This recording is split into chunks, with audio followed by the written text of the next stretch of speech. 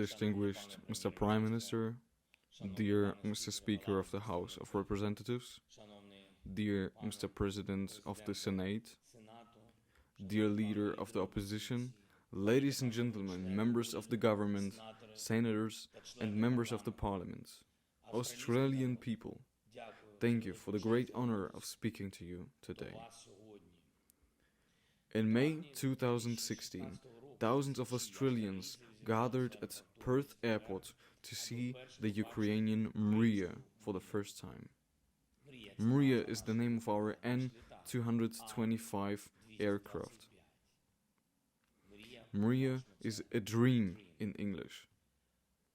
After covering almost 15,000 kilometers, it delivered to Australia an urgent cargo, a 130-ton electric generator, which your enterprise desperately needed. Delivery by sea would take several months, and the Ukrainian plane did it in a few days. We have always been proud of our Mriya, not because it is the largest on the planet. First of all, because it helped people from all over the world by delivering food, drinking water, equipment for peacekeeping and humanitarian missions. In 2019, after the beginning of the COVID-19 pandemic, our Mriya constantly delivered the most necessary medical supplies that saved people, adults, children, all. In different countries on different continents, Mriya was bringing life, but now it is impossible. Impossible because there is a state that has completely different values than we have, than you have, than the whole civilized world has. And this state started a full-scale war against us. It bombs and shells peaceful cities and villages, killing our peaceful people, kills children, arranges blockades of cities, holding hundreds of thousands of people hostage without water, food, light and heat daily. It separates thousands of children from their parents and takes them out, or rather kidnaps them, forcibly relocating to its territory. And on the 27th of February, as a result of fighting in the city of Hostomel, our plane Mriya was burned. Can we say that Russia has destroyed our dream? No. It burned the plane. It burned the iron. It destroyed matter, not soul. The shell, not the essence. Not freedom, not dignity, not independence. We know that our dream cannot be defeated or destroyed, especially if we can count on the support and help of the free world. On your support, on your help. And as in the story I told above, it is not needed in a few months. It is needed now. Ladies and gentlemen, Australian people, the distance between our states is great, thousands of kilometers. We are divided by the seas and oceans, the territories of dozens of the countries, time zones. But this distance simply does not exist for the cruelty and chaos that Russia has brought to Eastern Europe, to the region of our Black and Azov seas, to our Ukrainian land.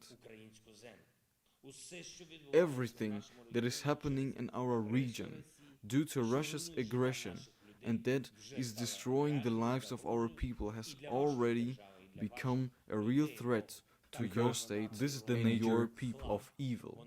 It can instantly overcome any distance of any barriers, destroy life. For decades there has been no such threat of nuclear strikes as there is now, because Russian officials and state propagandists are openly discussing the use of nuclear weapons against those who do not want to obey Russian demands.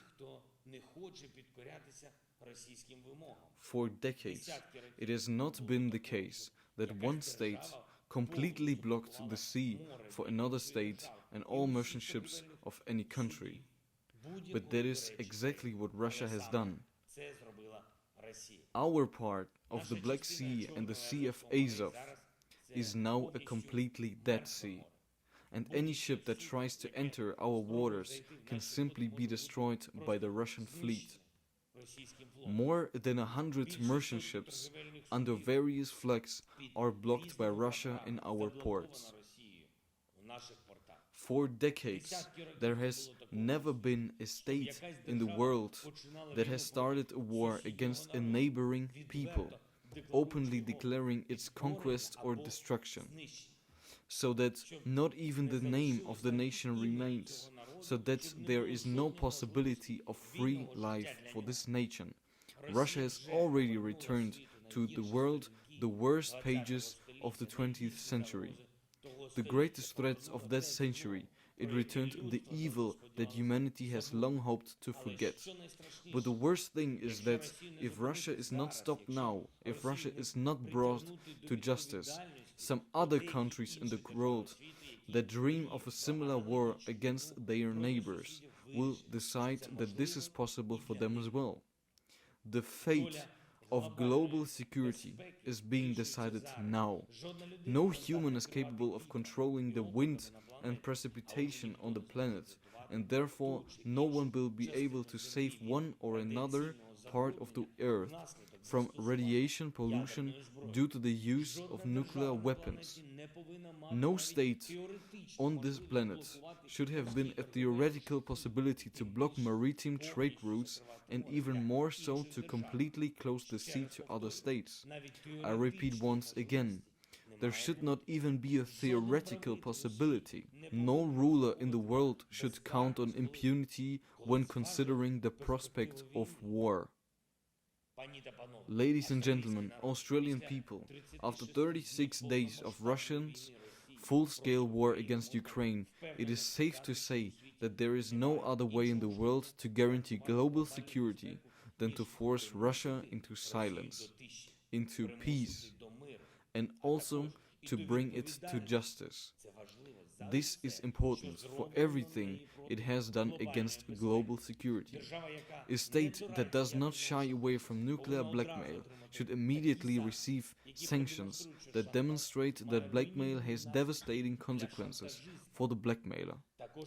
Effective tools are also needed to bring to justice any state that blocks maritime trade routes, so that no one even has such a temptation to make the sea dead.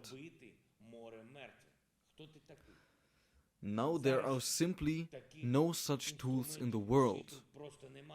Therefore, Australia's leadership can be indispensable in modernizing the global security architecture, as well as in strengthening our anti-war coalition, which is now working to return peace to Ukraine. It is also necessary to improve the capacity of international institutions created for the responsibility of war criminals and those who commit any criminal act for which the whole world can punish in solidarity, not just one state alone. If this was done in time, life in the world would be much safer. I'm sure that each of you, as well as each of us Ukrainians, remembers the tragedy of MH17. Malaysian Boeing shot down by the Russian occupiers in the sky over the Ukrainian Donbas. Then 298 people died. My condolences to all the families who lost their loved ones. But was it possible to bring to justice those who caused this tragedy? No. They are hiding in Russia and obviously received security guarantees from the Russian state. Has Russia paid compensation to the relatives of the victims? No. It still denies its guilt in the tragedy. 8 years have already passed and justice had not been restored yet. And no one knows how much longer it will take for at least one tragedy to receive a worthy response from the international community, from all of us. And how many more new tragedies has Russia created or will create? It is often said that unpunished evil returns. I would add, unpunished evil returns winged, with a sense of omnipotence. If the world had punished Russia for what it did in 2014, there would be none of the horrors of this invasion of Ukraine in 2022. We need to fix these terrible mistakes now. I am grateful to Australia for its bipartisan support for our defense against invaders, for the help that your state has already given us, in particular for 70,000 tons of coal for the needs of our energy. But this is just the beginning. Together we can and therefore must do more. New sanctions against Russia are needed, strong sanctions. As long as it doesn't abandon nuclear blackmail, the blockade of the sea, it must pay the highest price. No Russian ship should be allowed into the ports of the free world. Buying Russian oil means paying for the destruction of the foundations of global security. Any business activity with Russia must be completely stopped. Not a single dollar for the elimination of people. Not a single dollar. Any attempt by Russia to circumvent sanctions must also be stopped. After all, what kind of sanctions are these if they can circumvent it thanks to simple schemes? But above all, we must arm those who are really fighting for freedom, for evil to lose and for Russia to seek peace. Ukraine must have everything it needs on the battlefield. For example, you have wonderful Bushmaster armored vehicles that can significantly help Ukraine, as well as other models of equipment and weapons that can strengthen our position. If you have the opportunity, Ukraine will be grateful to you. Now in Ukraine, they will definitely do more for our common freedom, for our common security, than being covered with dust on your land. The Ukrainian people have already shown the world how sincerely we value freedom, how consistently we are ready to defend it. Our heroes are fighting against the army that is considered one of the strongest in the world. But all our people, without exception, are already thinking about the future, about how we will live after the war, how we will rebuild our country, our Black Sea region. We invite the world's leading countries, leading companies and the best specialists to join the project of Ukraine's reconstruction. Take patronage of the region, city or industry of your choice in our country that needs restoration. Your state has given Ukraine a special status of a like-minded country. But we are not only related in our thoughts, we are also related in our dreams. Therefore, I invite your beautiful country to look closely at our southern regions, at our coasts of the Black Sea and the Sea of Azov, restoration of our ports, developments of such cities as, for example, Kherson, which is fighting for its freedom today. Restoration of the maritime industry of Ukraine can be a special contribution to stability for you after this terrible war. Together with the fundamental protection of free navigation, this will restore the strength of the old but correct words. Whoever is able to defend freedom at sea is able to defend freedom in the world. I believe you can do it.